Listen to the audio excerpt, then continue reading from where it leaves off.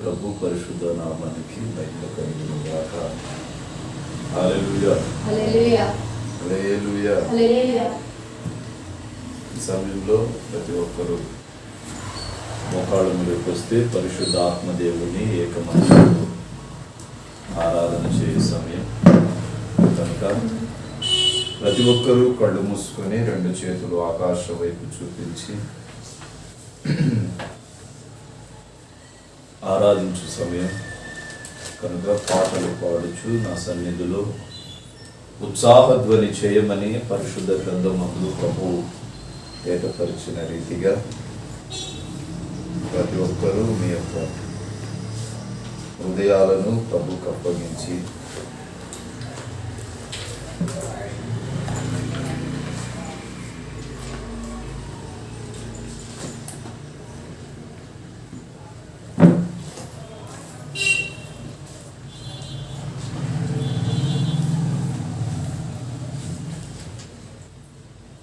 స్తుతులు చెల్లిస్తూ ఆకాశం వైపు రెండు చేతులెత్తి పునరుద్ధానపు దినము ప్రభు చేత పిలువబడుతూ ఈ రీతిగా దేవుని సన్నిధిలో కూడి ఆరాధించుటకు దేవాతి దేవుడు అనుగ్రహించిన విధానమును బట్టి ప్రభువుని ఎంతగానో స్తుతిస్తున్నాం. స్తోత్రం స్తోత్రం.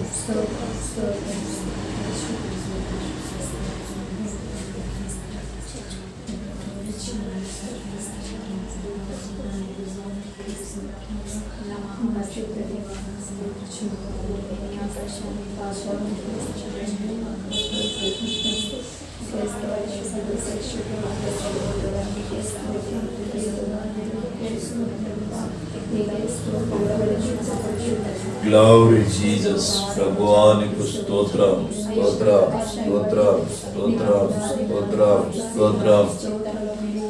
రాజానికే స్తోత్రం స్తోత్రం స్తోత్రం స్తోత్రం స్తోత్రం. నాదానికి స్తోత్రం స్తోత్రం స్తోత్రం స్తోత్రం. కృపగల దేవా నీకే స్తోత్రం స్తోత్రం స్తోత్రం స్తోత్రం. ఆకాశ మహాకాశములను సూర్య చంద్ర నక్షత్రములను సృజించిన నా ప్రాణ ప్రియుడా నీకే స్తోత్రం స్తోత్రం స్తోత్రం స్తోత్రం స్తోత్రం. దినమున ఈ రీతిగా చేరి నిన్ను స్తుతించుటకు ఆరాధించుటకు ఈ ప్రశస్త సమయమున ప్రభు అవకాశం ఇచ్చిన దేవుడా నీకే స్తోత్రం స్తోత్రం స్తోత్రం స్తోత్రం. నేను ఉన్నవాడను అనువాడను అని సమాధానం ఇచ్చిన జీవాధిపతి అగు నాదా నీకే స్తోత్రం స్తోత్రం స్తోత్రం స్తోత్రం స్తోత్రం. నా స్తుతి పాత్రుడా నా యేసయ్యా నారాధనకు నీవే యోగ్యుడవయ్యా.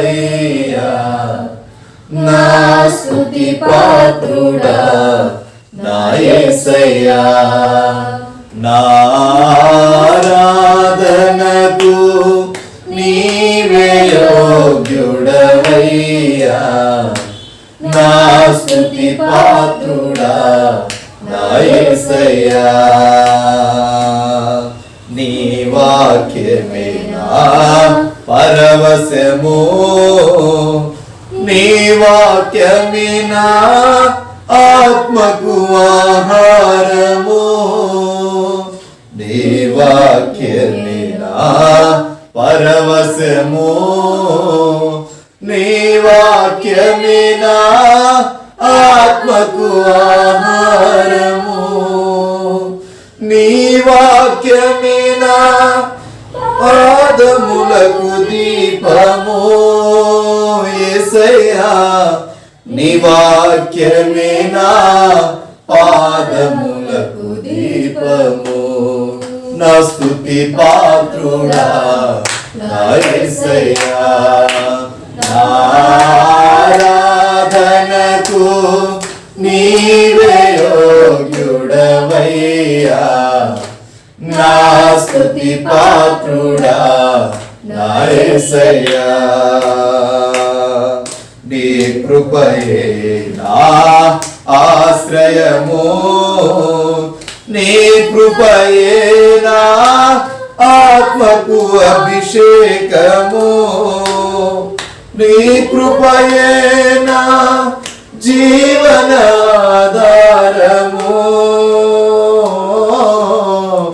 నీ కృపయే నా జీవనాధారము. నా స్తుతి పాత్రుడా నా యేసయ్యా,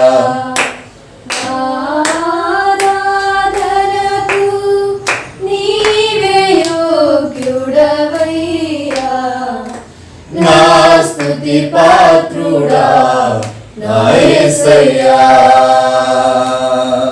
నీ సౌందర్యము యెరూషలేము, నీ పరిపూర్ణత సీయోను శిఖరము, నీ పరిపూర్ణత నా జీవిత గమ్యము, నీ పరిపూర్ణత నా జీవిత గమ్యము. నా స్తుతి పాత్రుడా నా యేసయ్యా, నా ఆరాధనకు నీవే యోగ్యుడవయ్యా. నా స్తుతి పాత్రుడా నా యేసయ్యా, నా ఆరాధనకు నీవే యోగ్యుడవయ్యా. నా స్తుతి పాత్రుడా నా యేసయ్యా. Glory Jesus. ప్రభువా నీకు స్తోత్రం, స్తోత్రం, స్తోత్రం, స్తోత్రం. ఆకాశము ఆలకించుము, భూమి చెవి యొగ్గమని సమాధానం ఇచ్చిన అధిపతి నీకు స్తోత్రం, స్తోత్రం, స్తోత్రం. దేవుని సన్నిధిలో ఆరాధించుటకు, స్తుతించుటకు, ప్రార్థించుటకు ప్రభు ఇచ్చిన ఒక గొప్ప నిరీక్షణ, దేవుడు చూపిన ఒక గొప్ప నిరీక్షణ, ఆయన చూపిన మహిమైశ్వర్యం, ఇదిగో దేవుడిచ్చిన అవకాశం. ఎవరు తెరచి ప్రార్థన చేసి ప్రభుని వేడుకుంటావా?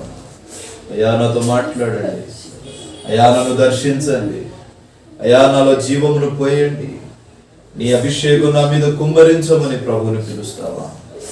ఇది అనుకూలమైన సమయం, ఇది రక్షణ దినము, దేవుడు ఏర్పాటు చేసిన తరుణము. ఈరోజు తీర్మానం చేసుకో. ఈ ప్రశస్తమైన సమయంలో దేవుడు నీతో మాట్లాడాలని ఆశపడుతున్నాడు. Love love love love. అందరూ ప్రార్థనలో ఏకీభవిద్దాం. ప్రార్థన. ప్రేమ స్వరూపి దయగలిగిన మా తండ్రి, పరిశుద్ధ నామమునకు స్తోత్రాలు చెల్లిస్తున్నాను. ఈ సమయమున దీనదాసుడనైన నేను ఈ సన్నిధిని చేరి ప్రార్థించుటకు తండ్రి ఈ మాసములో ఇచ్చిన కృపను బట్టి వందనాలు. 7 మాసాలు గడిచి 8వ మాసములో ప్రవేశించుటకు మీరు ఇచ్చిన కృపను బట్టి స్తోత్రాలు చెల్లిస్తున్నాను. అల్పుడను దీనుడను అయోగ్యుడనైన నన్ను నీ దీనదాసునిగా పాదదాసునిగా చేర్చుకొని రీతిగా మిమ్మల్ని స్తుతించుటకు ప్రభువా మీరు ఇచ్చిన కృపను బట్టి స్తోత్రాలు. దయానికి వందనాలు చెల్లిస్తున్నాను. దాసుడు నిలవబడి ప్రభు మాతో మాట్లాడుచు ఉండగా విశేషమైన కృపనిచ్చి మాట్లాడమని అడుగుచున్నాను. అయ్యా, పరలోకపు తూములు తెరవండి, మాకు కావలసిన వర్తమానాలను మీరు అనుగ్రహించమని ప్రార్థన చేస్తూ యేసు నామమున ప్రార్థిస్తున్నాను పరమ తండ్రి. ఆమేన్. హల్లెలూయా, హల్లెలూయా. పరిశుద్ధ గ్రంథంలోకి మనము వెళ్దాం. మీ దగ్గరున్న పరిశుద్ధ బైబిల్ గ్రంథంలో గత ఆదివారం వరకు గత కొన్ని వారాల నుండి ఒక్కొక్క అంశాన్ని ప్రకటన చేసుకుంటూ వస్తున్నాను. 10 ఆజ్ఞలు అన్న అంశాలను మనం మాట్లాడుకుంటూ వస్తున్నాం. ఈ ఆదివారం, ఈ నూతన మాసం ఆదివారం నెలలో ఆదివారం, ఈరోజు ప్రభు నీతో నాతో మాట్లాడటానికి సిద్ధంగా ఉన్నారు. ఈరోజు అంశం, ఈరోజు 5వ ఆజ్ఞ గురించి చర్చిద్దాం. గడిచిన వారాలలో 4 ఆజ్ఞలు ముగించబడ్డాయి.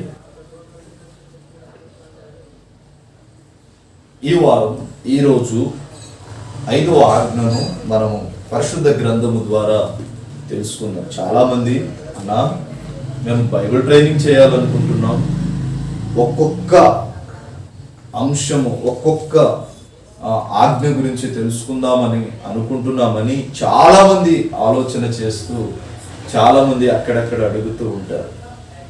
అయితే గత నెలలో పరిశుద్ధాత్ముడు ప్రేరేపించి ఒక్కొక్క ఆజ్ఞ గురించి, ఒక్కొక్క తలాంతు గురించి, ఒక్కొక్క వరము గురించి, ఒక్కొక్క దాని గురించి ప్రకటన చేయమని పరిశుద్ధాత్ముడు నాకు ప్రేరేపించారు. ఉన్న 10 ఆజ్ఞలు ఒకే రోజు ప్రకటన చేయగలను, కానీ నేను చెప్తూ వెళ్ళే కొలది మీకు అర్థం కాకుండా ఉంటుంది. అందుకే ఒక్కొక్క ఆజ్ఞ గురించి వివరణ ఇవ్వడానికి గత మాసము నుండి ప్రార్థనలో ఉన్నాను. ఈరోజు 5వ ఆజ్ఞ. ఎన్నో ఆజ్ఞ? 5th command. చదవండి. నిర్గమకాండం 20వ అధ్యాయం 12వ వాక్య భాగం. నిర్గమ 20వ అధ్యాయం 12వ వాక్యం.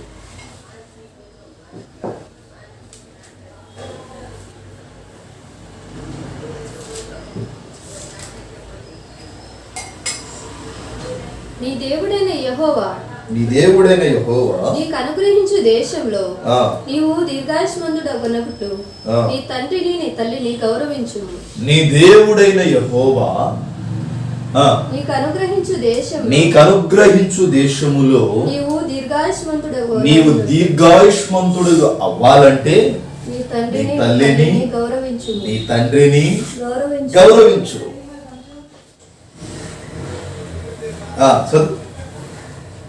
అక్కడ దాకా నీ తల్లిని నీ తండ్రిని గౌరవించాలంట. 4వ ఆజ్ఞ దాకా పర్లేదు. ఇక్కడ చెప్తున్నాడు కదా, నీవు నీ తల్లిని నీ తండ్రిని సన్మానించు, నీ తల్లిని నీ తండ్రిని గౌరవించు. వాడు చెప్పే బోధ యందు, వాడు చెప్పే ఆలోచన యందు నీవు త్రొట్టిల్లవద్దని పరిశుద్ధాత్ముడు మాట్లాడుతున్నాడు. నీ దేవుడైన యెహోవా నీవు నివాసము చేస్తున్న ప్రాంతములో నిన్ను దీర్ఘాయుష్మంతునిగా చేయాలి అంటే నీ తల్లిని నీ తండ్రిని సన్మానించండి. ఏవండి, ఈరోజు ఎంతమంది బిడ్డలు తల్లిదండ్రులు చెప్పిన మాటకు అనుగుణంగా నడుస్తున్నాము? ఎంతమంది పేరెంట్స్ యొక్క ఆశను ఆశయాలను నెరవేర్చాలని ఆలోచన మీద ఉన్నాం? రెక్కలు ముక్కలు చేసుకొని చెమటను రక్తముగా మార్చుకొని వారి జీవితాలను పతనంగా పెట్టి నిన్ను పోషించి ప్రేమించి ఒక ఉన్నత స్థాయిలో ఉంచుతుంటే ఎంతవరకు వారిని గౌరవిస్తున్నావు? జీవితములో మన నిమిత్తము త్యాగము చేసేది ఎవరు అంటే, ప్రసవ వేదన పడి నీకు జన్మనివ్వటానికి మొట్టమొదటిగా నీ తల్లి త్యాగం చేస్తే జీవితాంతము నిన్ను ఒక ఉన్నతమైన స్థాయికి తీసుకొని వెళ్ళాలి, నిలబెట్టాలి అని నీ తండ్రి త్యాగం చేస్తారు. నా వైపు వినాలి. మీరు బైబిల్ చదవాల్సిన అవసరం లేదు. చదవమన్నప్పుడు ఒక్కడు చదివితే చాలు. నేను ఒక్కొక్క ఆజ్ఞ గురించి విడమరిచి ఎందుకు చెప్తున్నాను అంటే, నాకు సమయము అవ్వక కాదు, మీకు తెలిస్తే అర్థం చేసుకుంటారని విడమరిచి కొన్ని ప్రసంగాలు స్వీకరించి చెప్తున్నాను. నేను చాలా బిజీ షెడ్యూల్లో ఉన్నాను, ఎటు తోచని స్థితిలో ఉన్నాను, చాలా బిజీ షెడ్యూల్. ప్రభుతో గంటల తరబడి ఏడ్చుకునే స్థితిలో ఉన్నాను.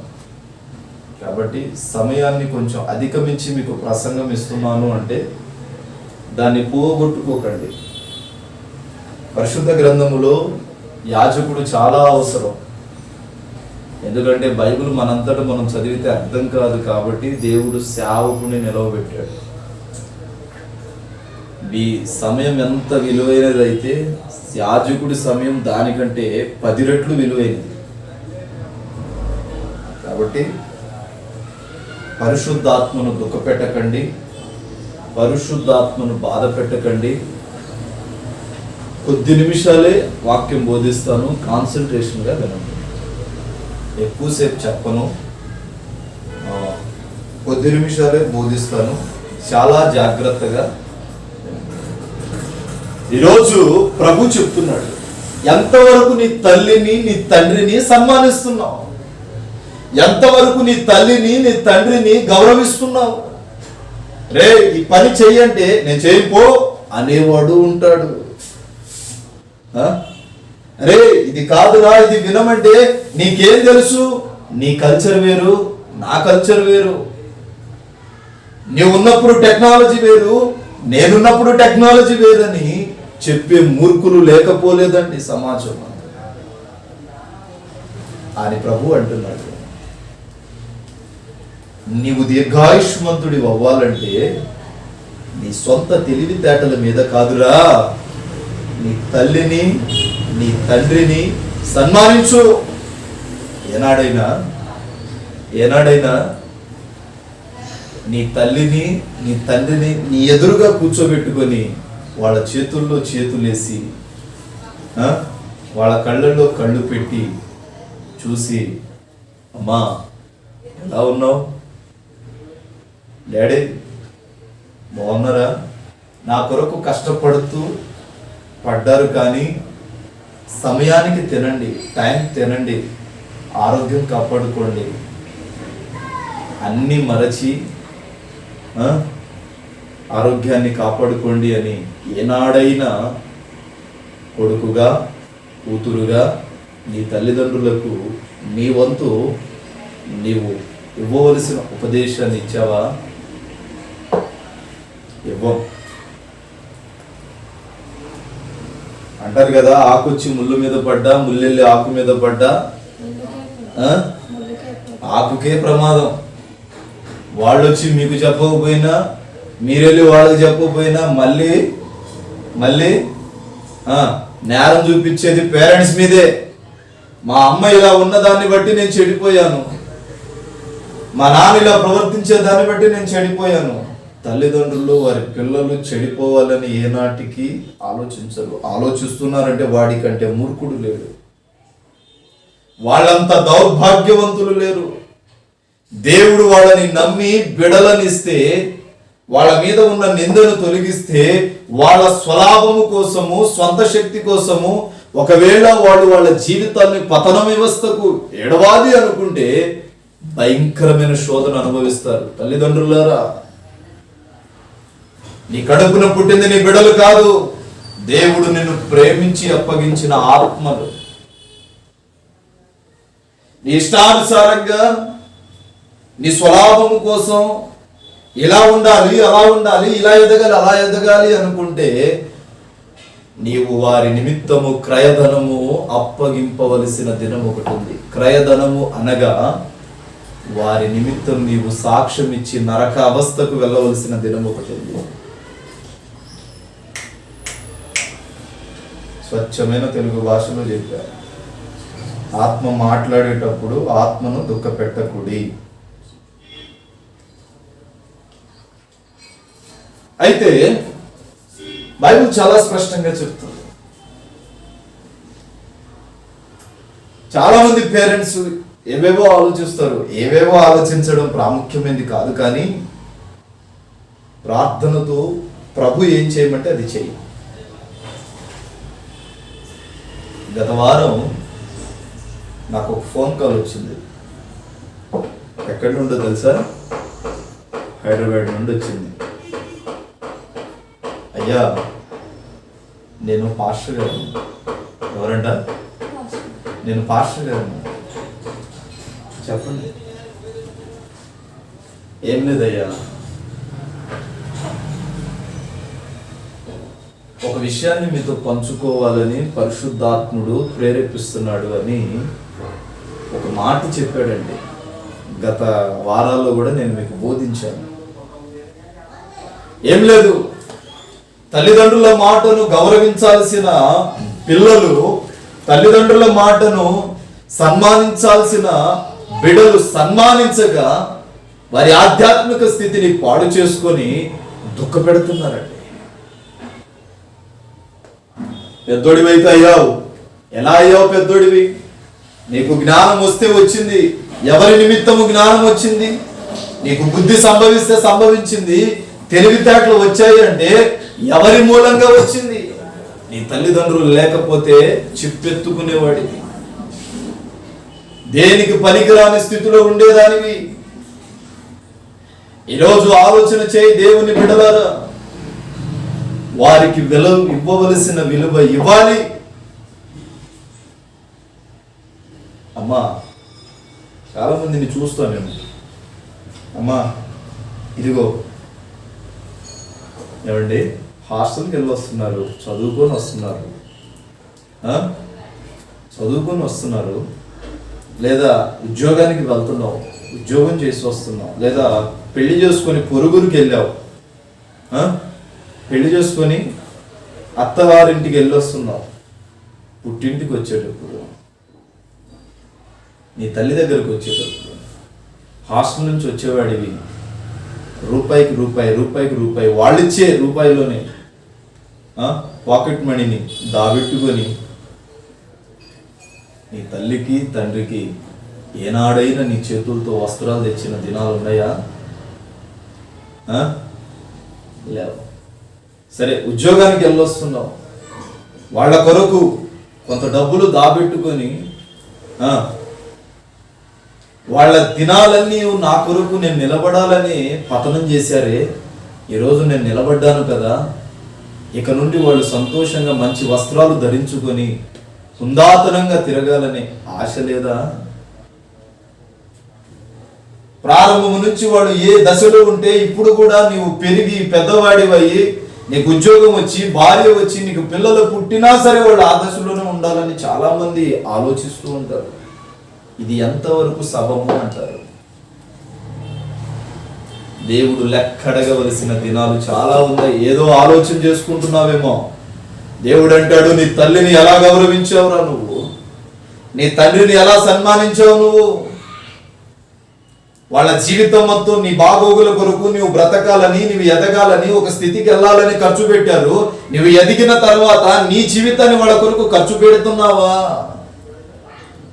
అందుకంటాడు, నీవు దేశమందు నివసిస్తున్న ప్రాంతములో దీర్ఘాయుష్మంతుడి అవ్వాలంటే నీ తల్లిని తండ్రిని సన్మానించమన్నాడు.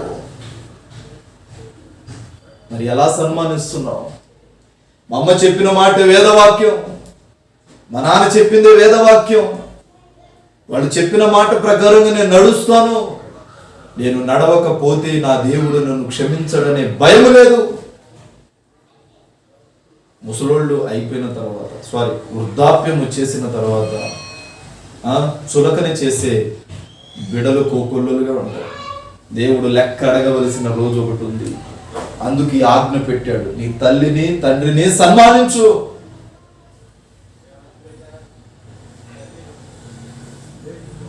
భార్య వచ్చేసరికి భార్య మాటల్లో పడిపోయి తల్లిదండ్రులను అనాథాశ్రయాలకు విడిచే దౌర్భాగ్యులు లేకపోలేదు.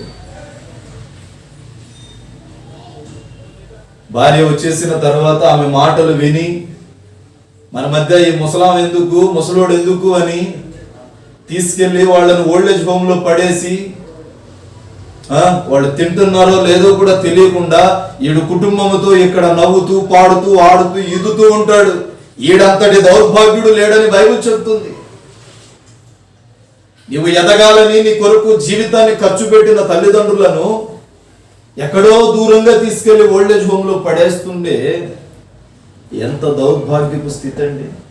నీ భార్య నీకు ముద్దు కావచ్చు, బైబిల్ చెప్తుంది వివాహమైన తరువాత నీ భార్యను హత్తుకోమని చెప్తుంది. అది ఎంతవరకు? కొంతవరకే. తల్లిదండ్రులను విడిచిపెట్టి భార్యను హత్తుకోమని బైబిల్ ఎప్పుడు చెప్పలా. తల్లిదండ్రులను దూరపరిచేసి భార్యను హత్తుకోమని బైబిల్ చెప్పలా. పగ సాధిస్తూ ఉంటామండి. ఇది ఎంతవరకు సబం? ఇది ఎంతవరకు సబమని బైబిల్ హెచ్చరిస్తుంది. ఈ ఆజ్ఞ ద్వారా దేవుడినితో మాట్లాడుతున్నాడు. నీ తల్లిని తండ్రిని ప్రేమించు. ఏ తల్లిదండ్రులు నా బిడ్డలు పాడైపోవాలని, నాశనం అవ్వాలని కోరుకోరు. క్షేమస్థితిని కోరుకుంటారు. అదే దేవుడు నీ వైపు చేతులు చాచి అంటున్నాడు, నేను నీకు ఇచ్చిన తల్లిదండ్రులను ఎక్కడ పెట్టావురా నువ్వు? ఎక్కడ పెట్టు? చనిపోయినప్పుడు తల్లిదండ్రుల శవాల మీద పెత్తనాలు జలాయించేవాడు కోకొల్లలు. ఇప్పుడు జరుగు ముందరు పెత్తనాలు చెలాయించేవాడు కోకొల్లలుగా ఉంటారు. ఏదో పుట్టామని వాళ్ళు వీళ్ళ జన్మ నాకు దొరికినందుకు, వీళ్ళ కడుపున నేను పుట్టినందుకు నా జన్మ ధన్యమైపోయిందని ఆశపడరు వీళ్ళు. వీళ్ళ కడుపున నేను పుట్టినందుకు నా జీవితము ధన్యమైపోయిందని ఆశపడరు. వీళ్ళు ఎప్పుడు చస్తారని వాళ్ళ చావును చూసే పిల్లలు లేకపోలేదండి. అయితే ఆ ప్రాంతం నుండి దైవ సేవకుడు ఫోన్ చేసి అంటున్నాడు, అయ్యా నాకు ఒక కొడుకు ఒక కూతురు. అవునా? ఇద్దరిని దేవుని భక్తిలో పెంచుదామని అనుకున్నాను, ఇద్దరిని దేవుని చిత్తానుసారంగా పెంచుదాం అనుకున్నాను, ఇద్దరిని ప్రభు సంరక్షణలో పెంచుదాం అనుకున్నాను. కానీ కొడుకును నా దగ్గర పెట్టుకున్నాను. పరిచర్య భారాలు నేర్పించడానికి. కూతుర్ని హైదరాబాద్ అంటున్నా, ఆంధ్రాలోని కూతుర్ని హైదరాబాద్ పంపించాను. దేనికి? చదువు నిమిత్తం. అమీర్పేట ఎస్ఆర్ నగర్ పంపించాడంట. ఇంజనీరింగ్ కాలేజీలో పంపించి చదివిద్దామని, బహుశా ఎస్ఆర్ నగరే అనుకుంటా, పంపించాడంట. హాస్టల్కి వెళ్ళి జాయిన్ చేసి పంపించాడంట. అయితే ఇంజనీరింగ్ కంప్లీట్ అవ్వడానికి మొదలవడానికి వచ్చేసింది. ఈమె ఒకటి ప్రేమలో పడ్డది. వాడు ఏం మత్తు మంది వేసాడో కానీ మత్తు మంది వేసాడు, వాడి ప్రేమలో పడిపోయింది. చట్టా పట్టాలు పట్టుకొని ఇద్దరు కలిసి బాగానే తిరిగారు. ప్రేమించేటప్పుడు చెప్పిందంట, నేను క్రైస్తవురాలని, ఒక దైవ సేవకుడి యొక్క కూతుర్ని, మాకు ఒక సంఘం ఉంది అని చెప్పిందంట. నా ప్రదేవుని బిడ్డలారా, వాడన్నాడంట, నీవు నా భార్య అయితే నేను బాప్తిసం తీసుకుంటాను, నేను క్రైస్తవుడిగా మారుతాను అని మాయపు మాటలు చెప్పడం ప్రారంభించాడంట. వీళ్ళందరూ ఎక్కడ పడిపోతారంటే మాయ అనే ఉచ్చులో పడిపోతారు. నేను అది చేస్తాను ఇది చేస్తాను అనేసరికి వాడి మాయలో పడిపోయి, గాలంలో పడిపోయి అసలైన వాళ్ళకి దుఃఖపెట్టే మహానుభావులు. ప్రేమ పెడుతుంది కానీ ప్రేమ పెట్టనివ్వదండి. ప్రేమ క్షేమాన్ని కోరుతుంది కానీ నువ్వు అది చేస్తే నేను ఇది చేస్తానని ప్రేమ పంతానికి రాదు.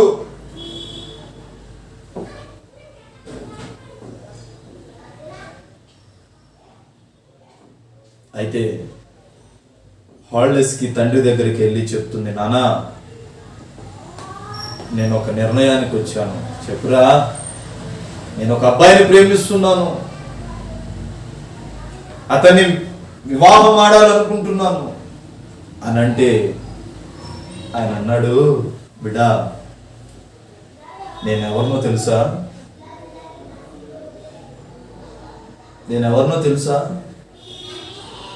దైవ సేవకుని, 10 మందికి ఉపదేశం ఇచ్చేవాడిని. యాజకుడే తన కుటుంబాన్ని కాపాడుకోలేని సేవకుడు సంఘాన్ని కాపాడుతాని రేపు నా మీద నిందొస్తుంది. ఆ పరువు పోవటం నాకు ఇష్టం లేదు, దయచేసి మర్చిపో అని అన్నాడంటండి. మనము దేవుని చేత పట్టబడిన వాళ్ళం, దేవుని సమక్షములో మనము కట్టబడిన వాళ్ళం, పట్టబడి ఉన్నాం. ఆయన మనలను పట్టుకొని ఉన్నాడు అని అంటే ఆ అమ్మాయి అందంట, మా పెళ్లి చేస్తావా, నన్ను ఊరేసుకొని చచ్చిపోమంటావా అన్నదంట. చెప్పిన పని చేసిద్ది అని తండ్రి సమస్తాన్ని అడిగాడు. నానా, మనం ఎవరో తెలుసు, యేసు ప్రభు నమ్ముకుంటానన్నాడు, వాక్యానుసారంగా జీవిస్తానన్నాడు, బాప్తిసం పొందుతానన్నాడు అని వాడు చెప్పిన మాయ మాటలు ఈమె వెళ్ళి వాళ్ళ నాన్నకి చెప్పిందంట. ఆ మాయ మాటలు ఈ మాయ మాటలు కలిపి మొత్తం వాళ్ళ నాన్నను మాయ మాటలు ముంచింది. సరే అని సంఘంలో తన పరువు పోతుందని తెలిసి కూడా ఎవరికి తెలియకుండా కూతురు పెళ్లి చేశాడండి. ఆ సేవకుడు కక్కలేక మింగలేక కొన్ని రోజులు కన్నీరు విడుస్తూ రోదన చెందుతూ ఒంటరిగా ఏడుస్తూ ఉన్నాడండి. అయితే ఒకరోజు నిర్ణయానికి వచ్చాడు, ఒకవేళ ఇలా చేసి నా కూతురు ఇల్లు విడిచి వెళ్ళినా సరే ఇది భరించలేని పరువు పోతుంది కదా, ఈమె చనిపోయినా సరే ఉన్న సంఘం చీలిపోతుంది కదా అని కూతురు చెప్పినట్టుగా విని వాళ్ళిద్దరికీ పెళ్లి చేశాడండి. పెళ్లి చేసిన 1 మంత్, 1 నెల 2 నెలలు బాగానే ఉన్నారు. 1-2 నెలలు బాగానే ఉన్నాడు. 3వ నెల నుంచి అమ్మాయిని కొట్టడం, బాధ పెట్టడం, చిత్రహింసలు పెట్టడం ప్రారంభించాడు. యవనస్తులారా, పొరపాటున ప్రేమ అనే ఉచ్చులో పడమాకండి.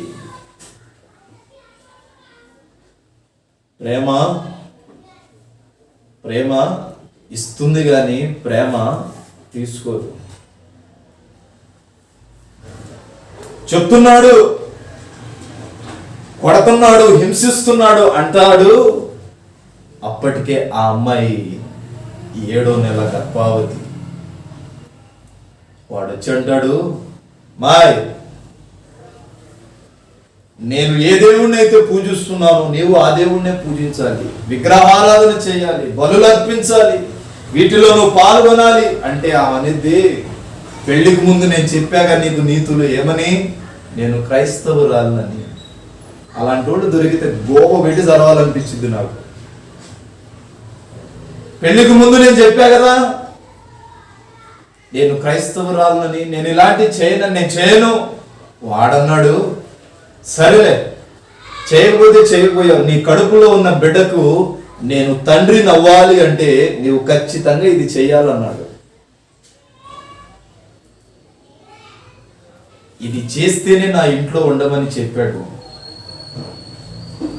ఈమెకు అప్పటి నుంచి అర్థమైంది, ఏదో నవ్వుతూ చెప్తున్నాడులే అనుకుంది. రోజు అదే మాటలు చెప్పేసరికి, రోజు ఆ విషయంలోనే కొట్టేసరికి వీడు మూర్ఖుడు అన్న విషయం అప్పుడు అర్థమైంది. ప్రేమ ముసుగులో పడినప్పుడు అర్థం కాల. అందుకే ప్రేమలో పడవద్దు, ప్రేమించకండి అని ఎందుకు ముత్తుకుంటామంటే ఏ క్షణం ఎవరిని ఎలా మారుస్తుందో తెలియదు.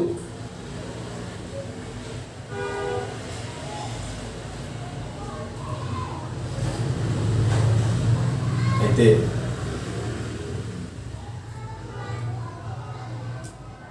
నీ కడుపులో ఉన్న బిడ్డకు తండ్రిని నేను కావాలి అంటే నేను చెప్పినట్టు నువ్వు వినాలి అని అన్నాడు. ఎందుకో తెలుసా, ఆ అమ్మాయిని తన చేతుల్లో తీసుకున్నాడు.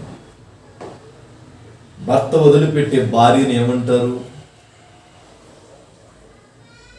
నాకు అన్నా కదా, ముళ్ళు వచ్చి ఆకు మీద పడ్డా, ఆకెళ్ళి ముళ్ళు మీద పడ్డా ప్రమాదం ఎవరికి?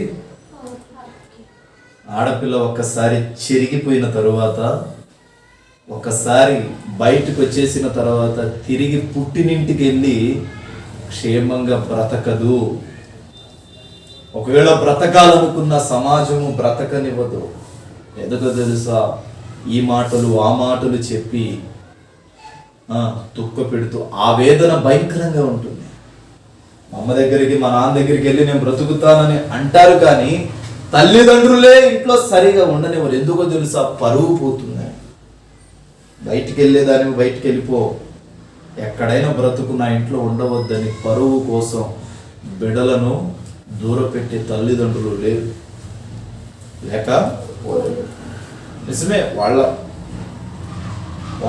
మాట ప్రకారం అయితే నిజమే. వాళ్ళు బయటికి వెళ్ళిపోయిన తర్వాత భర్త మీద దేవుడు ఆధారపడమన్నాడు, భర్త మీదే ఆధారపడాలి.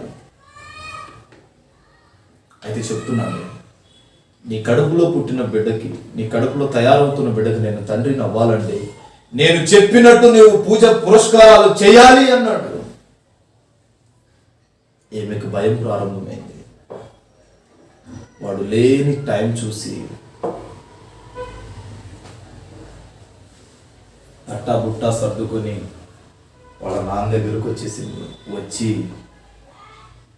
ఆడ ఇంటి ముందు నిలబడింది.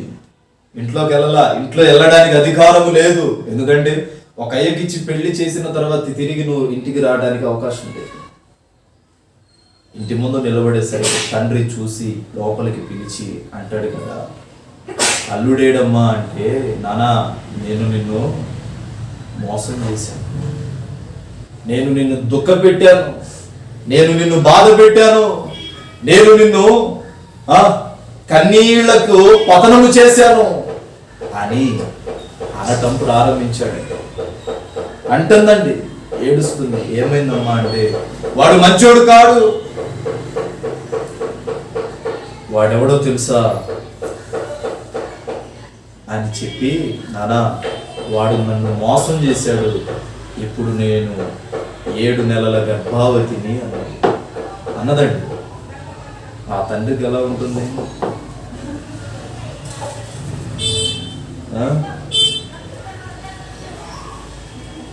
ఆడపిల్లలు ఉన్నారు అని మురిసిపోవద్దు. వాళ్ళకి పెళ్ళిళ్ళు అయ్యి వాళ్ళు క్షేమంగా ఉన్నారు అని, వాళ్ళకి పిల్లలు పుట్టి క్షేమ స్థితికి వచ్చేంత వరకు గ్యారెంటీ చెప్పలేదు. అందుకే పరిశుద్ధ దేవుని సన్నిధిని విడవద్దు అని చెప్తాం. డబ్బు పోషించిందా ఇప్పుడు? పోషించదా? డబ్బు దగ్గరికి చేసిందా? వాడెవడో తెలుసా? మత తీవ్రవాదుల నాయకుడు అంట అతడు. మత తీవ్రవాదులకు సంఘానికి నాయకుడు అంట ఆయన.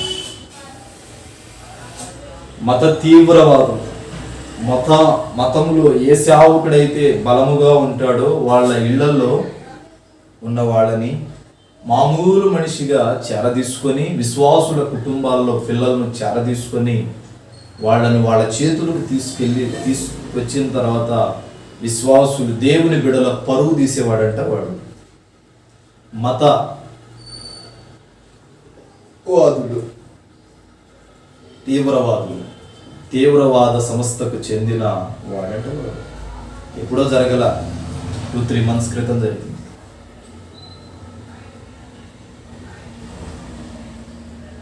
దైవ సేవకుడికి గుండెలు పగిలిపోయాయండి. నీ వల్ల 300 ఉన్న సంఘం ఈరోజు 50 మందికి వచ్చేసింది. నీవు చేసిన ఘనకార్యాన్ని బట్టి నా సంఘము చీలిపోయింది అని లోపల బాధపడ్డాడు, కానీ కూతురికి ఏమీ అనలేదండి.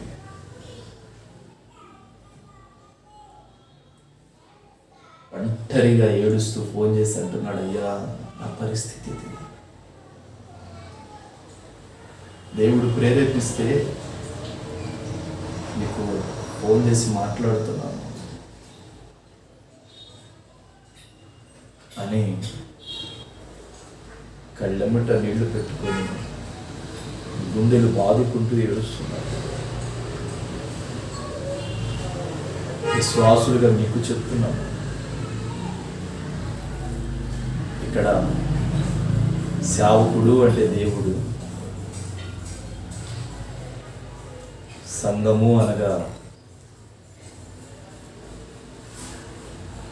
సంఘమే, తండ్రి అనగా మీ సేవకుడు. ఇక్కడ కూతురు పొజిషన్లో ఉన్నది విశ్వాసులుగా మీరు, మత తీవ్రవాది అయిన లోకమనే సాతాను చాలాసార్లు పొగరుతో, చాలాసార్లు పంతముతో, చాలాసార్లు మీ ఆలోచనలతో సేవకుని దుఃఖపెట్టి, బాధపెట్టి, సంఘమని ఇంటిని వదిలిపెట్టి వెళ్ళిపోతూ ఉంటాం. వెళ్ళిపోయిన తర్వాత తిరిగి రావటానికి అవకాశం లేదు. మీరు ఒక్కసారి సంఘాన్ని వదిలిపెట్టి, సేవకుడిని వదిలిపెట్టి వెళ్ళిపోయిన తర్వాత దేవుడు కూడా మిమ్మల్ని క్షమించడు. ఇంకా తిరిగి ఆ సేవకుడి దగ్గరికి రావాలన్నా, ఆ సంఘంలో కలవాలన్నా కలవలేరు. కాపరి లేని గొర్రెలైపోతారు. ఇప్పుడు ఈమె పరిస్థితి, తండ్రి ఉన్నా సరే తండ్రి సపోర్ట్ లేకుండా, బంధం ఉన్నా సరే బంధాల సపోర్ట్ లేకుండా అయిపోయింది. ఏంటి నా జీవితం ఇలా పాడైపోయింది? నీవు సొంత డిసిషన్స్ తీసుకొని యాజకుని లెక్క చేయనప్పుడు దేవుడు అంటాడు కదా, నీ పరిస్థితి కూడా అదే. మీ క్షేమాన్ని కోరుకుంటాం కానీ మీ నష్టాన్ని కోరుకుంటాం, మీ మంచిని కోరుకుంటాం కానీ మీ చెడును కోరుకోం. సేవకుడు ఫోన్ చేసి కన్నీరు విడిచి ఏడుస్తూ ఉంటే చాలా బాధేసింది.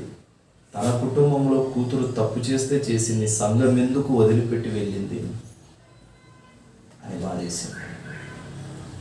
ఆ వెళ్ళిన వాళ్ళు ఏ సంఘానికి వెళ్ళినా ఆ సంఘ కాపరి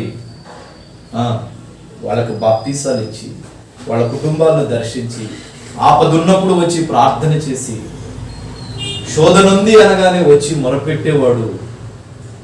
అతన్ని విడిచిపెట్టి వెళ్ళిపోయినప్పుడు ఈ బిడలందరూ కాపరి లేని గొర్రెలైపోయి, చెల్లా చెదురైపోయి, వాళ్ళ కుటుంబాల్లో ఏ ఫంక్షన్ ఉన్నా, ఏమున్నా, ఏ కార్యక్రమం ఉన్నా సేవకులందరికీ ఫోన్ చేసి చెప్తే వాళ్ళు అన్నారంట, నీ కొరకు శ్రమలలో ఉన్నప్పుడు ప్రార్థన చేసింది ఎవరో ఆయన్ని పిలువు, మమ్మల్ని పిలిస్తే మేము రాము అన్నారంట.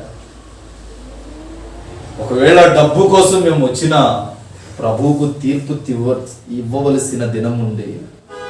డబ్బు కోసం ఒక ఆయన అన్నాడంట, డబ్బు కోసం నీ దగ్గరికి, నీవిచ్చే 10 రూపాయల కానుక కోసం నీ దగ్గరికి ఎవడైనా వస్తాడేమో. వచ్చినా సరే నీవు శ్రమలలో ఉన్నప్పుడు నీ కొరకు ఎవడు కన్నీరు విడిచాడో వాడికి నీవు చేసిన ఘోష, మోసం ప్రభు చూసి నీ ముఖాన ఉమ్ము వేయవలసిన దినం ఒకటి ఉంది. పొరపాటున సంఘాలను వదిలిపెట్టకండి, సేవకులను వదిలిపెట్టుకోకండి.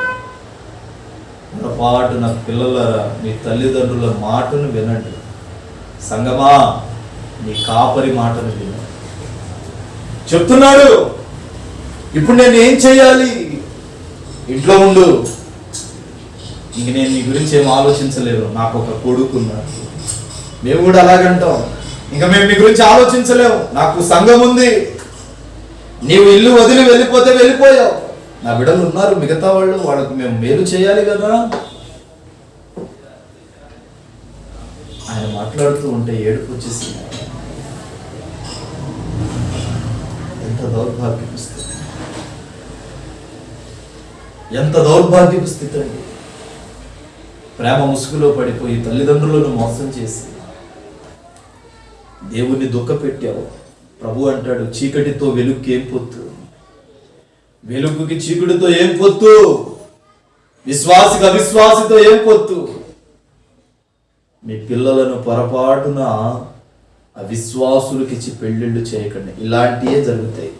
మొదట్లో బాగానే ఉంటావు, మొదట్లో సుఖంగా సంతోషంగా నవ్వుతూ పాలుతూ ఒకళ్ళనొకళ్ళు బాగానే ఉంటారు. దినాలు మారే కొద్ది వాడు మూర్ఖుడు అవుతాడంట. అందుకే ప్రభు అంటాడు, విశ్వాసితోనే సంబంధం. ఎందుకు? ప్రభు దగ్గర లోబడి ఉంటాడు. అన్యుడికే సంబంధం. అందుకంటాడు, నీవు దీర్ఘాయుష్మంతుడి అవ్వాలి అంటే నీ తల్లిని తండ్రిని గౌరవించమని చెప్తుంది బైబిల్. తల్లి అనగా సేవకుడు, తండ్రి అనగా దేవుడు. మరి నీ పొజిషన్ ఏంటి చెప్పండి? ఇలాంటిది నా జీవితంలో, నా సంఘంలో జరిగితే పొరపాటున నేను రానివ్వను. ఎందుకంటే మీ నిమిత్తం నేను తీర్పులో నిలబడలేను కదా. నా కుటుంబ సభ్యులైనా సైతం వాక్యానుసారంగా నడుస్తాను, బైబిల్ ప్రకారంగానే నడుస్తాను. నేను రానివ్వను. ఎవడైనా నన్ను వదిలిపెట్టి వెళ్ళినా సరే వాడిని వదిలేస్తాను. ఇంకా వాడి కొరకు ఆలోచన కూడా చేయను. సంఘాన్ని వదిలిపెట్టి వెళ్ళిపోయినా సరే ఇంక వాడి గురించి ఆలోచించను. ప్రార్థన చేస్తాను అంతవరకు. వాడి గురించి ఆలోచించుకుంటూ పోతే ఈ సంఘం అంతా పాడైపోతుంది. వాడు ఎలాంటి వాడు అంటే ఎక్కడ ఎక్కడ ఎక్కడ ఎక్కడ చికెన్ దొరుకుతుందని పరిగెత్తేవాడు. వాడు చివరికి ఆ చికెన్ గుంపులోనే చావాడు. మంచిని వెతుక్కుంటూ వెళ్ళేసరికి స్థిరమైన స్థావరం లేకుండా అయిపోతాడు. స్థానిక సంఘము లేకుండా అయిపోతావు. స్థిరమైన పునాది లేకుండా అయిపోతావు. నీ డబ్బు నిన్ను రక్షించదు, నీ ఆస్తి నిన్ను రక్షించదు. సమస్త క్రియలన్నిటినీ నిన్ను ప్రభు దగ్గరికి తీసుకురాలి. ఒక్కసారి దేవునికి వేరుగా బ్రతికిన క్షణము ఉంటే తిరిగి ప్రభు దగ్గర చేరాలి అంటే ఎంత టైం పడుతుందో తెలుసా అంటాడు. చదవండి ఇప్పుడు సామెతల గ్రంథం 20వ అధ్యాయం 10వ అధ్యాయం 1వ వాక్యం.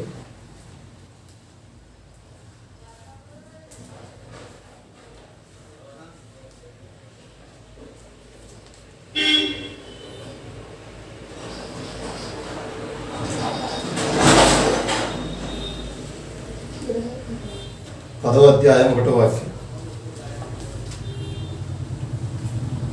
అతి సుందరుడా నా స్తుతి సదయుడా, కోటి సూర్యకాంతులైన నీతో సమమగున, ఎనలేని నీ ఘన కార్యములు తలచి స్తుతించుచు నిన్ను నే మహిమ పరతును.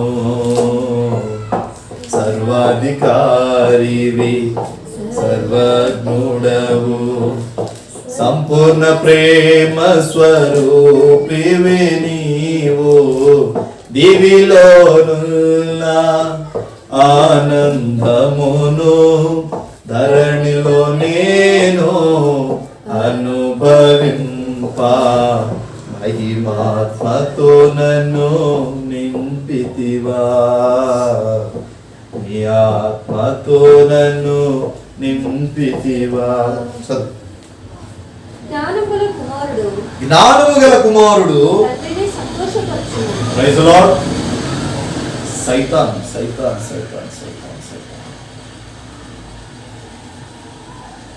యేసుక్రీస్తు నామములో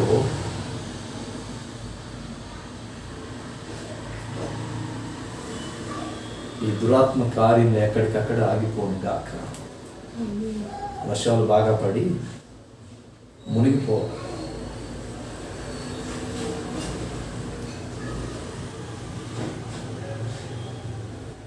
దేవుని పనికి అడ్డుగా మారబడుతుంది. జ్ఞానము గల కుమారుడు తండ్రిని సంతోషపరుస్తాడు. తర్వాత బుద్ధిహీనుడు తండ్రిని దుఃఖ పెడతాడట. ఇప్పుడు నువ్వు జ్ఞానవంతుడివా జ్ఞానము లేనివాడివా? నేను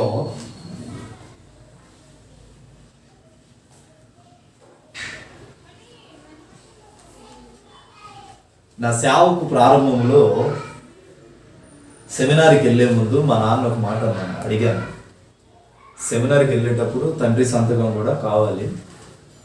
అయితే మా అమ్మకి మా నాన్నని ఇద్దరిని కూర్చోబెట్టి నేను సేవకు వెళ్ళాలి అని నేను అడగలాను.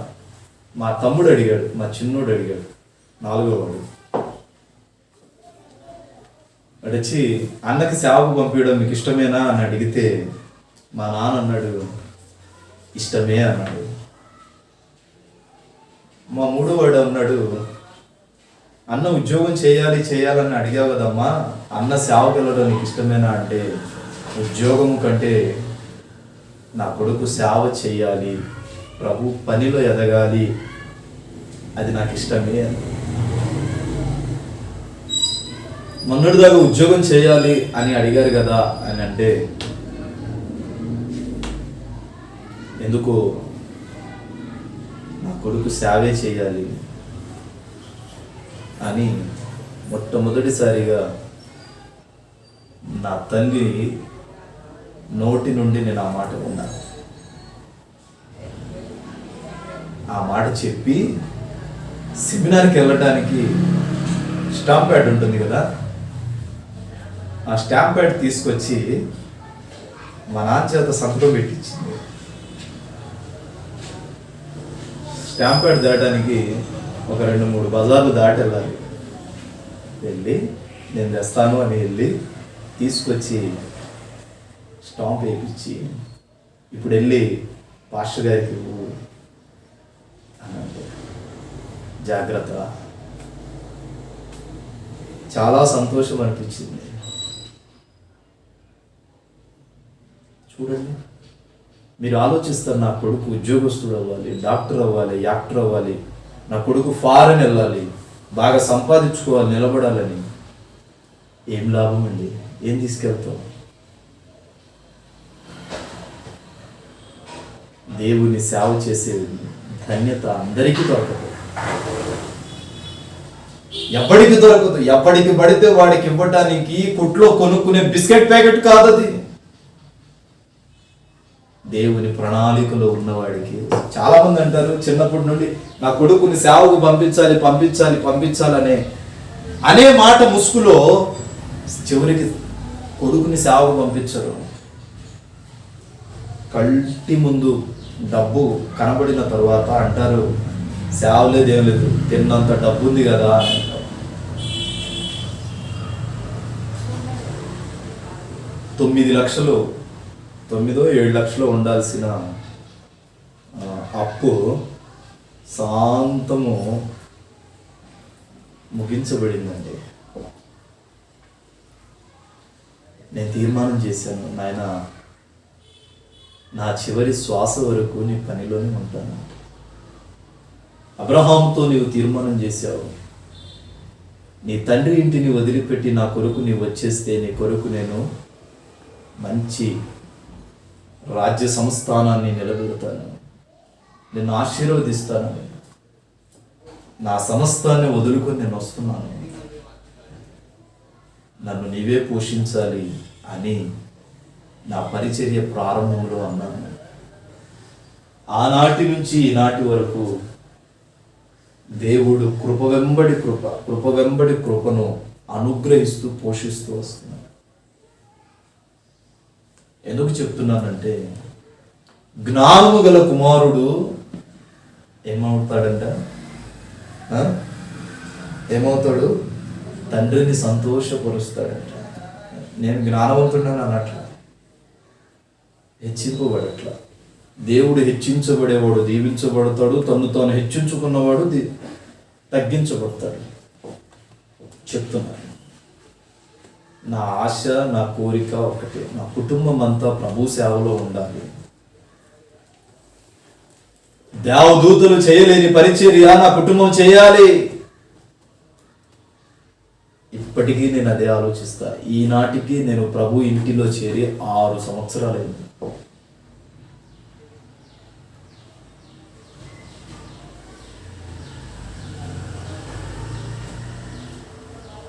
స్థిరమైన గోపురం కొరకు ప్రార్థన చేస్తున్నాను. ఈ సంవత్సరం ముగిసే లోపు ఒక గోపురాన్ని కట్టబోతున్నాను. ప్రభు సహాయం అంటాడు, జ్ఞానవంతుడు తండ్రిని సంతోషపరుచును, మూర్ఖుడు ఆ తల్లిని తండ్రిని దుఃఖ పెడతాడంట. ఈరోజు మీ పిల్లలు మీకు జ్ఞానవంతులుగా మారారా? మిమ్మల్ని దుఃఖపెడుతున్నారా? జ్ఞానవంతుడు తనకి ఏమి లేకపోయినా సరే జ్ఞానవంతుడిని చూసి తల్లిదండ్రులు కడుపు నిండా అన్నం తింటారు. మూర్ఖుడి దగ్గర వందల కొలది ఆస్తులున్నా, డబ్బున్నా, వాడు మంచి పొజిషన్లో ఉన్నా సరే మూర్ఖుడిని చూసి తల్లిదండ్రులు దుఃఖపడుతూనే ఉంటారండి. ఈరోజు నీవు జ్ఞానవంతుడివా, జ్ఞానవంతురాలుగా ఉన్నావా, లేదా మూర్ఖుడివిగా ఉన్నావా? చెప్పండి. ఏ చిన్న విషయమైనా నా తండ్రి నాకు ఫోన్ చేసి చెప్తాడు, అమ్మా ఇది చేయాలనుకుంటున్నాను, నువ్వేమంటావు, చేద్దామా వద్దా?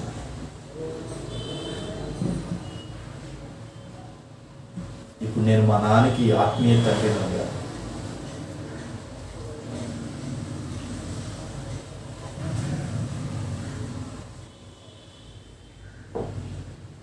ఒకసారి ఆలోచించే. నీ తల్లిదండ్రులకు జ్ఞానవంతుడు అయిన కుమారుడిగా, కుమార్తెగా మారావా? మారుతున్నావా? జాగ్రత్త.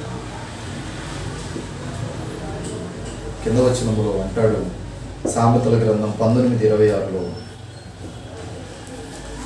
19:26 ఒకసారి చదవండి. 5వ ఆజ్ఞ, నీ తల్లిని తండ్రిని సన్మానించమన్నాడు. జ్ఞానవంతుడైతే సన్మానిస్తాడు అంటున్నాడు. మరి నువ్వెవడువో చూద్దాం. 19:26, తండ్రికి కీడు చేసి తల్లిని తరిమివేయువాడు అవమానం అపకీర్తిని కలుగజేయువాడు. Praise lord. తల్లిదండ్రులను కీడు చేసి తల్లిదండ్రులను తరిమి కొట్టేవాడు, వాడు అపకీర్తి చేసేవాడు, అవమానపరిచేవాడు, దుఃఖ పెట్టేవాడు, బాధ పెట్టేవాడు, శోధనను వాడు అనుగ్రహించేవాడు.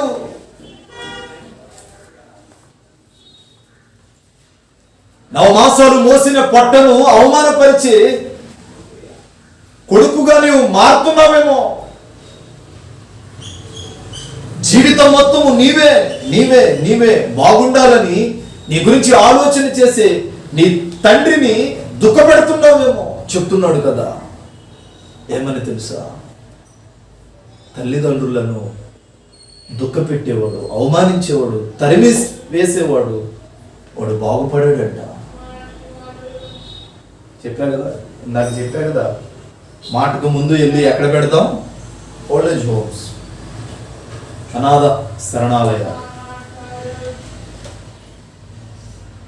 బుద్ధుంటే ఎవడక్కడికి పెట్టాడు? నవమాసాలు మోసిన పట్టను ఎవడు దుఃఖపెట్టడు. జీవితం మొత్తం నీవే అని తను నడవక ఆయన నడిపించే తండ్రిని ఎవడూ బాధ పెట్టాడు. మరి నీవు ఏ స్థితిలో ఉన్నావు? ఏ స్థితిలో ఉన్నావండి? ఏ స్థితిలో ఉన్నావు? ఇకనైనా తల్లిదండ్రులతో మాట్లాడండి. నాకు చాలా మంది అంటారు, అయ్యా కొన్నిసార్లు నా మాట వింటారు కానీ కొన్నిసార్లు నా మాట కూడా వినరయ్యా వీళ్ళు నా పిల్లలు అని అన్న తల్లిదండ్రులు చాలా మంది ఉంటారు. ప్రాణం పోవునంతగా నీ తల్లి నీ తండ్రి మాటే వినాలి, వారినే సన్మానించాలి. వాళ్ళే మొట్టమొదటి హీరో, వాళ్ళ తర్వాతే ఎవడైనా.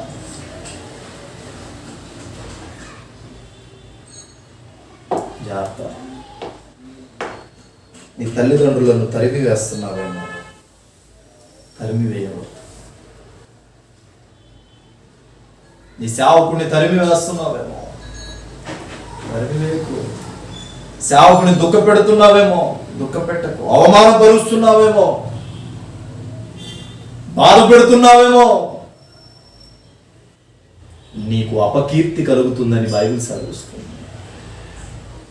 నీవు నాశనం అవుతావని బైబిల్ హెచ్చరిస్తుంది.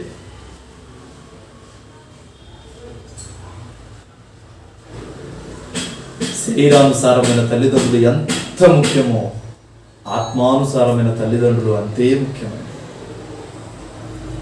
దానికంటే రెట్టింపు విలువ ఇవ్వాలి.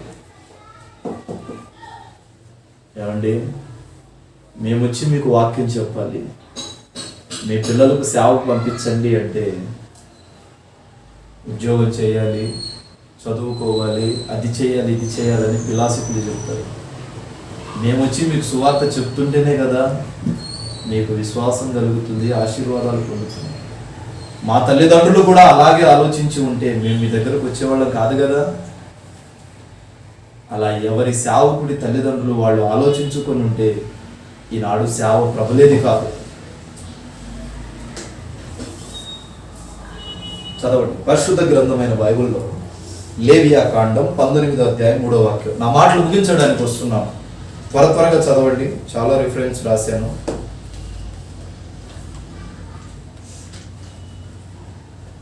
లేవియా కాండం 19:3.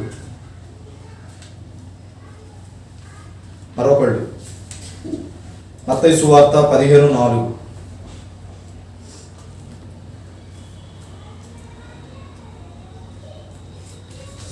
త్వరగా చదవాలి.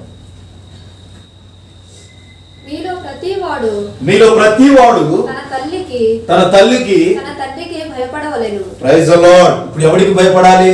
తల్లిదండ్రులకి. మరి భయపడుతున్నారా? ఎగరతీస్తున్నారు, ఎక్కువ మాట్లాడితే తంతున్నారు. తల్లిదండ్రుల మీద చేతులు ఎత్తేవాడు బాగుపడాడండి. తల్లిదండ్రులను కొట్టేవాడు, హింసించేవాడు వాడి జీవితంలో మేలును పొందడు. చాలాసార్లు ఏదైనా తొందరగా చెప్పాడు కొట్టబోతాడు. వాళ్ళు తిరిగి 2 వాయించారనుకో, నీ స్థితి ఎక్కడి నుంచి వచ్చింది? వాళ్ళని సన్మానించి భయపడమని బైబిల్ చెప్తుంటే ఎదురు సమాధానాలు ఏంటి చెప్పండి? ఎదురు సమాధానం ఏంటండి? భయపడవలసిన స్థితి నీది. నీకు జ్ఞానం రావచ్చు, ఆస్తి రావచ్చు, సమస్తాన్ని సంపాదించుకోవచ్చు, కానీ తల్లిదండ్రుల ప్రేమను సంపాదించుకోలేకపోతున్నావు. అందుకంటాడు నీ తండ్రిని తల్లిని సన్మానించు, గౌరవించు, వాళ్ళకు భయపడు, వాళ్ళకు లోబడి జీవించు. అందుకే ప్రభువు 10 ఆజ్ఞలు ఒక ఆజ్ఞగా దీన్ని పెట్టాడు. సెంటర్ బోర్డర్ ఇది. మత్తయి సువార్త 15:4 చదవండి. తండ్రి అయినను తల్లినైనను దూషించువాడు తప్పక మరణమును పొందు. Praise the Lord. తల్లిదండ్రుల మీద తగాదాలు ఆడేవాడు, తల్లిదండ్రులను దూషించేవాడు, తల్లిదండ్రులను బాధ పెట్టేవాడు, తల్లిదండ్రులను హింసించేవాడు, వాడు తప్పక మరణం పొందుతాడంట. మరణాన్ని కొని తెచ్చుకుంటాడు. జాగ్రత్త. నేను చెప్పట్లా, రిఫరెన్స్ చెప్తున్నాను, బైబిల్ ప్రకారంగా చెప్తున్నా. మీకు బైబిల్లో ఉన్నదే చెప్తున్నాను. బైబిల్ వర్తమాన భూత భవిష్యత్ కాలములకు సంబంధించింది. ఉన్నదాన్ని, రాబోదాన్ని, గడిచిన దాన్ని గురించి ప్రకటన చేసేది నేను ప్రకటిస్తున్న జీవపు గ్రంథము. నీ తల్లిని తండ్రిని దుఃఖపెట్టేవాడు మరణిస్తాడంట.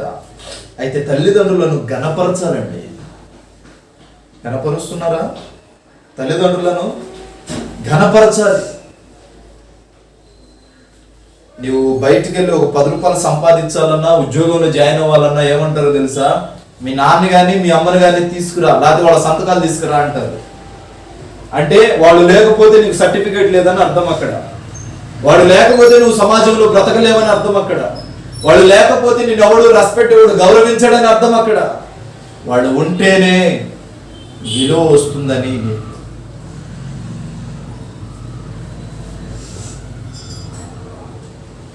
వాళ్ళు ఉంటేనే సమస్తము నెరవేర్చబడుతుందని అర్థం ఇక్కడ. అది వాళ్ళని దుఃఖపెట్టక, వాళ్ళని దుఃఖపెడితే మరణిస్తావు, వాళ్ళని హింసిస్తే మరణిస్తావు, వాళ్ళని బాధ పెడితే మరణాన్ని కొని తెచ్చుకుంటావు. ఘనపరుచు. తర్వాత మత్తయి సువార్త 19:5. మత్తయి సువార్త 19:5.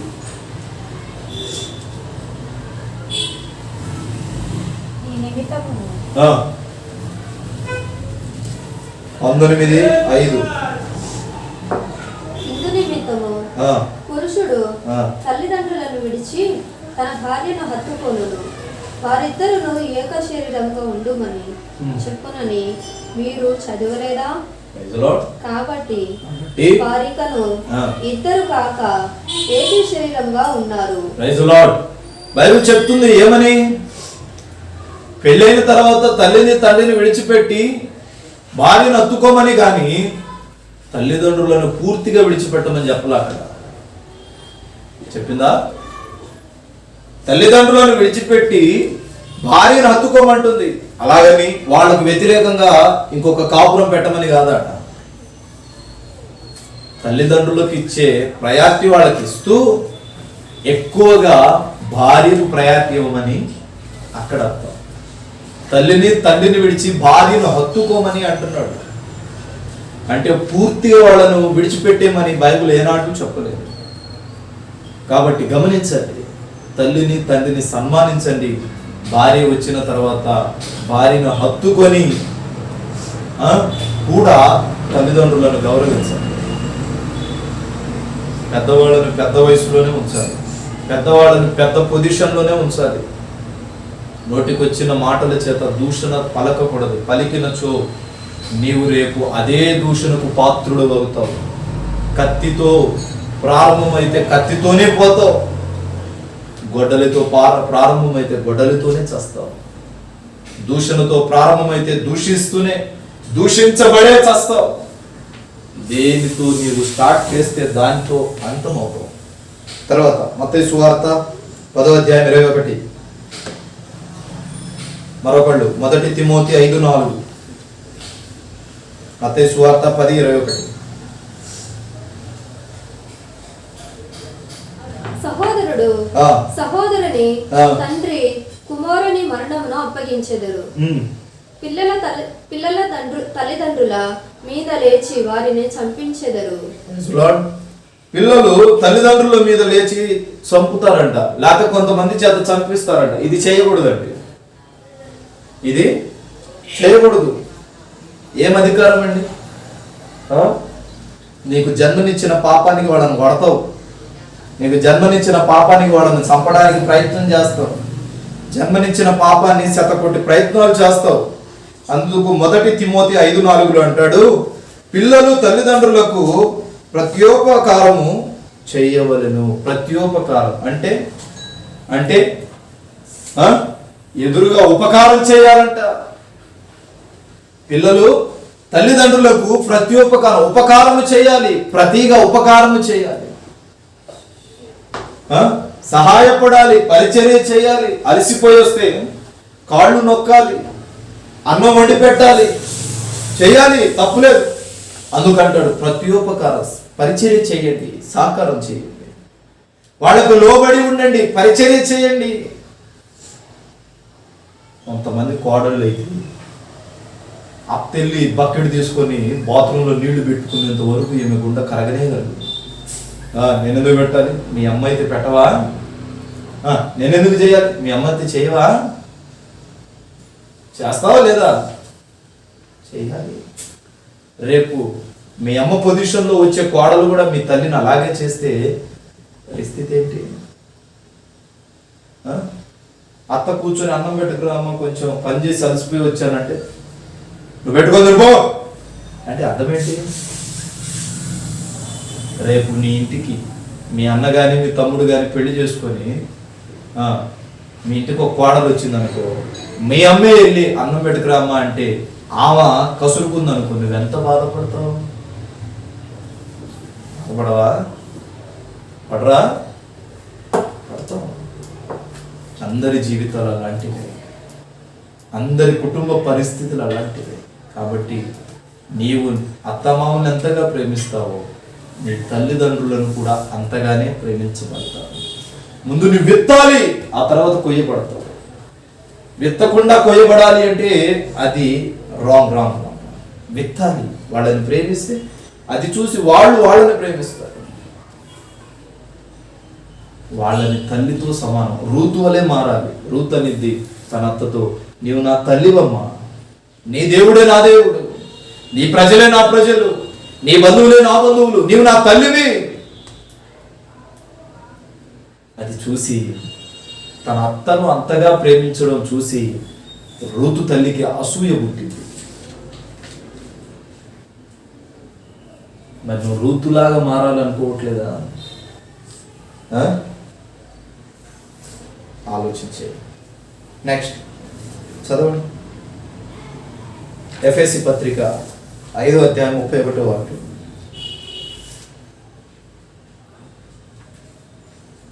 సర్వోన్నతుడా నీవే నాకు ఆశ్రయ దుర్గము, ఎవరు లేరు నాకు ఇలలో.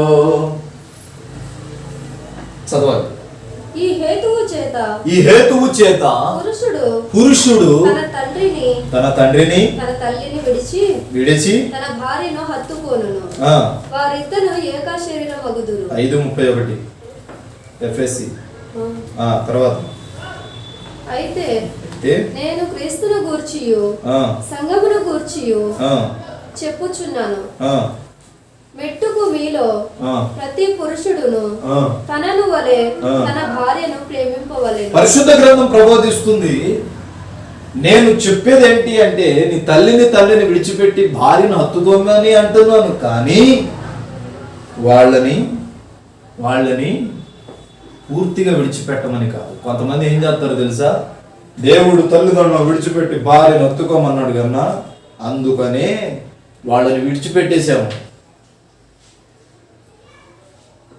అది కాదు వాక్య ఉద్దేశం.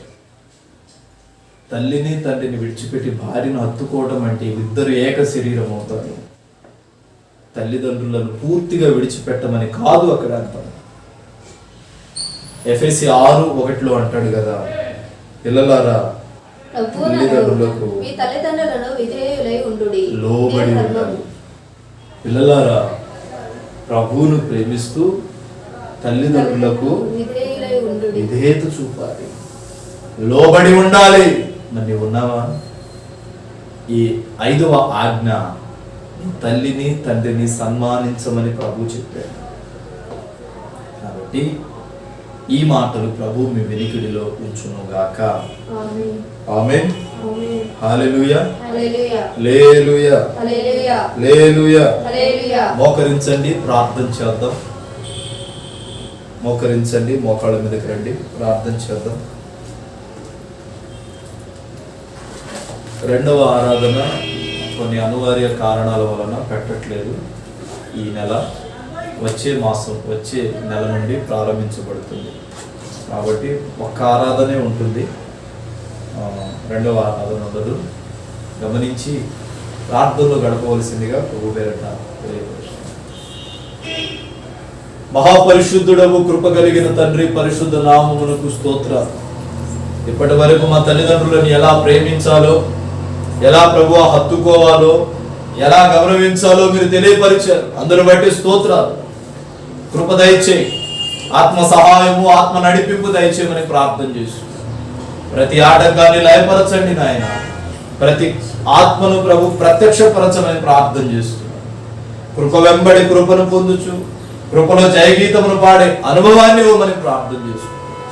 అయ్యా, నీ చిత్తానికి మేము అప్పగించుకునే కృపనివ్వమని, మేలులతో మహిమతో కృపతో ఆత్మతో దివ్యన చేత నింపండి. పరిశుద్ధాత్మకు తండ్రి విధేయత చూపుటకు సహాయం చేయండి. మా తల్లిదండ్రులను ప్రేమించే గుణం మాకు ఇవ్వండి. మా తల్లిదండ్రులను సన్మానించే కృపను మాకు ఇవ్వమని యేసు నామమున ప్రార్థిస్తున్నాను పరమ తండ్రి. ఆమేన్. మన తండ్రి అయిన దేవుని ప్రేమ, కుమారుడు యేసుక్రీస్తు వారి కృప, పరిశుద్ధాత్మ దేవుని అన్యోన్య సావత్వం ఎల్లప్పుడు సంఘాన్ని సకల పరిశుద్ధులు ప్రభువాత్మ తోడై నడిపించును గాక. అందరికీ వందనాలు, దేవునికి స్తోత్రం. మీ అందరికీ ప్రభు పేరిట నా హృదయపూర్వకమైన వందనాలు తెలియజేస్తున్నాను. God bless you. దేవుడు మిమ్మల్ని మీ కుటుంబాలను దీవించును గాక. మా చిరునామా బ్రదర్ బి అభిషేక్ నాయకు, నాగేశ్వరం తండా, మాచవరం మండలం, గుంటూరు డిస్టిక్. మా ఫోన్ నెంబర్ 7659018230.